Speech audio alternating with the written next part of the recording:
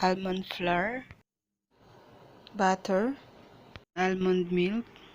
Low carb recipe kasi ito. Ilalagay ko sa description box yung original tsaka low carb recipe niya. Cheese. Para sa coating natin, flour, egg, breadcrumbs, alternative nito. So, hindi applicable tong breadcrumbs sa mga naglo-low carb diet. Simulan na natin. Painitin natin yung pan. Kailangan teflon pan yung gamitin natin dito para hindi siya dumikit. Lagyan na natin yung flour. Haluin natin mabuti hanggang sa mag light brown siya. Lutuin lang natin ang bagay. Natin kapag ang light brown na siya, lagay natin yung butter. So ngayon gagawa tayo ng roux dito. Mixture siya ng butter at flour. Ayan. Hayaan lang natin mag-melt to mabuti.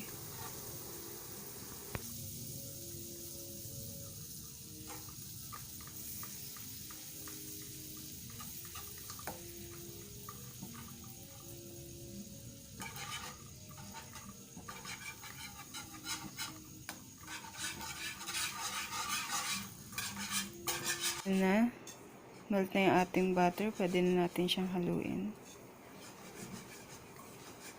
Haluin lang natin siya mabuti para wala siyang lumps.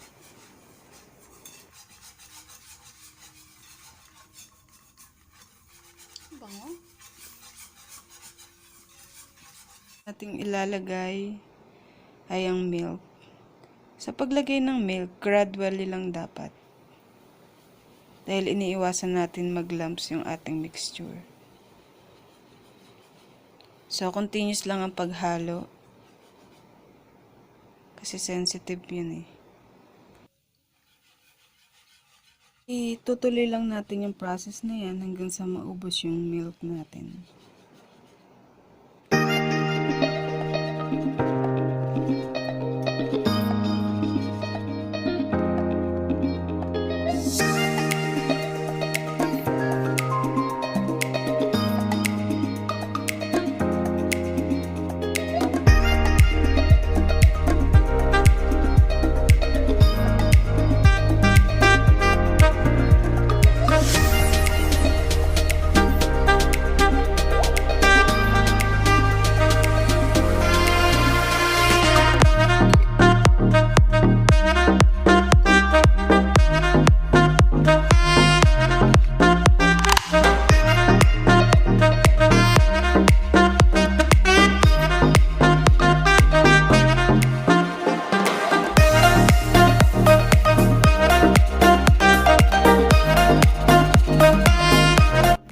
So, ayan, medyo firm na yung ating mixture. Malaman lang sa pag okay na pag, ayan, incorporate na yung ating, hindi na siya masyadong dumidikit sa pan. And season nyo lang siya ng salt and sugar.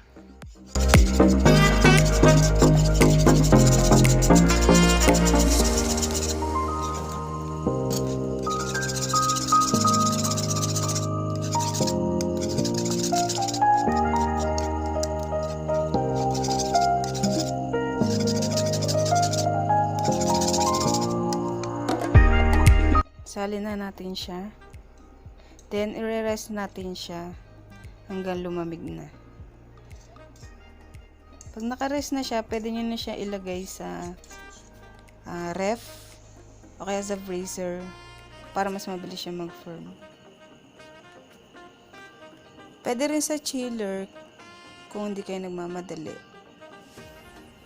And sa freezer ko nilagay yung sa akin. Kaya medyo matigas siya. Matigas pa siya. So, habang pinapalamig ko yan, habang nire-rest ka pa ng kaunti, hihiwain na natin yung cheese. Hiniwa ko lang siya sa 4. Kumuha lang ako dito ng 1 tablespoon na mixture. Ayan, press natin siya sa gitna. Then, ilalagay natin yung cheese. Ayan. Then, i-close na natin siya.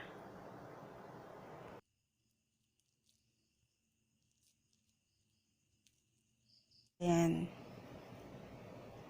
Ikutin lang natin siya. Ayan. Same procedure lang hanggang maubos yung ating mixture. Siguro din maghugas muna ng kamay bago gawin ito.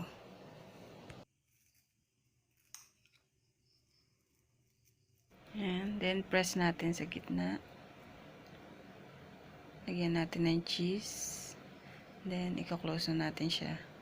Using ng one hand. Yan. Parang ganyan.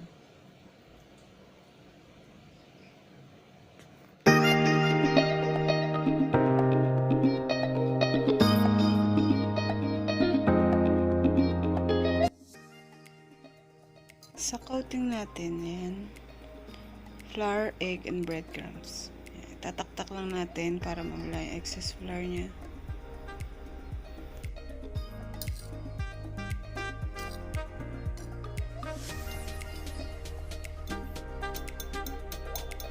Para hindi siya maduming gawin, yung left hand mo sa flour, then yung right hand mo sa breadcrumbs. Same procedure lang nung ginawa natin. Yan. Yan, flour. Taktak natin para malay excess flour. Then egg.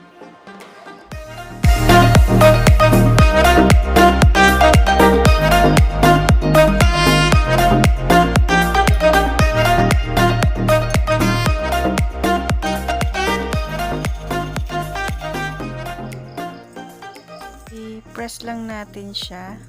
Yan. Para mas kumapit yung breadcrumbs. Para pag niluto natin siya, hindi siya pumutok. So, malalaman nyo mamaya kung ano yung ibig sabihin.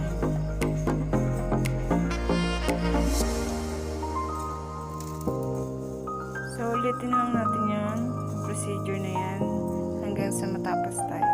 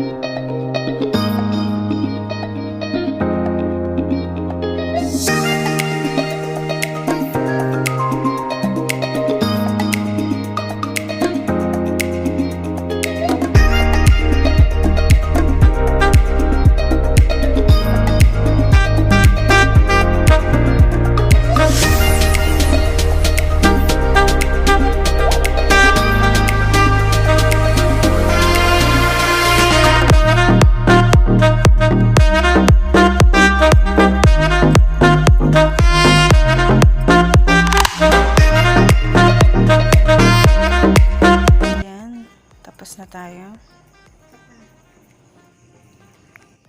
Painitin na natin yung mantika. So, habang pinapainit natin yung mantika, yung sobra nito, ilalagay ko sa container. Then, lalagyan ko siya ng breadcrumbs para hindi siya dumikit. Lagay natin siya sa freezer para ma-preserve natin siya. Pag gusto nyo magluto, ito-thaw out nyo na lang siya. Then, deep fry.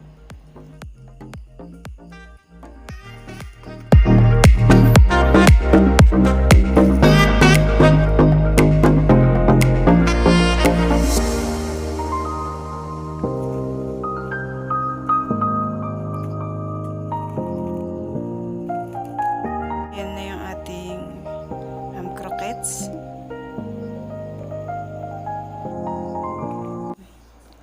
Check natin kung mainit na yung ating mantika. Ilagay lang ako ng isang pirasong breadcrumbs. Ayan. Mukhang okay na to. Ilagay na natin. Siguraduhin nyo lang na sakto lang yung init ng inyong mantika para hindi agad masunog yung labas. Ayan. Ang tendency kasi kapag sobrang lakas o init ng mantika, nasusunog yung labas, malamig pa siya sa loob. Kapag naman sobrang hina, nagsasagi siya, hindi siya crispy. Pala, dapat hindi masyadong crowded yung paglagay natin ng croquettes sa mantika. Kasi pumuputok siya at nagdidikit-dikit siya. So, malalaman nyo kapag tumutunog na yung mantika. Ibig sabihin, lumalabas na yung laman niya.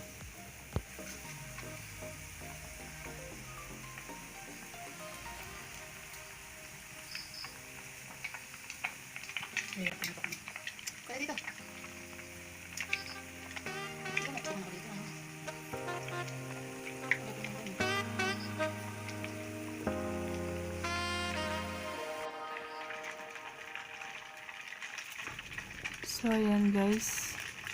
Maingay na yung ating mantika. Check natin. Ayan. Yan yung sinasabi ko sa inyo. Na pumuputok siya. Ibig sabihin, pag maingay na yung mantika, lumalabas na yung laman niya.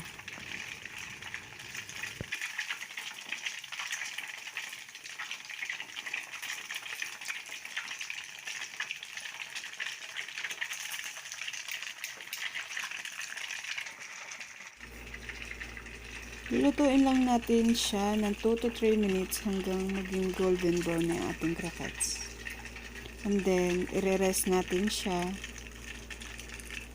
Then, i-check natin using ng toothpick.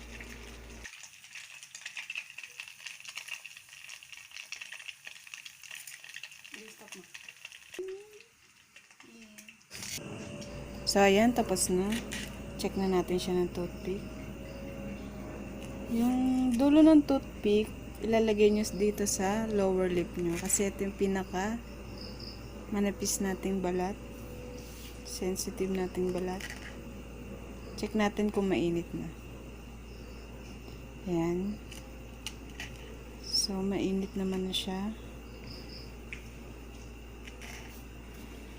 Ayan. Then, rest lang natin ng kaunti. Titikman na natin.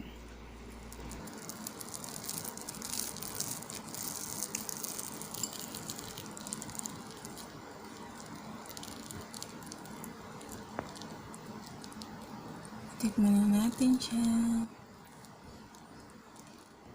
Tikman na natin, guys.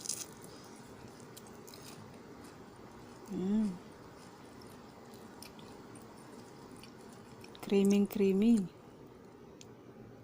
Magugustuhan din ito ng inyong mga chikiting.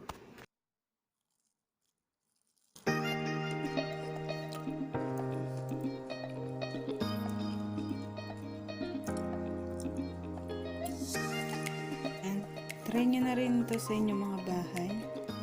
Kung nagustuhan nyo itong video na to, huwag nyo kalimutang i-click yung like and subscribe button.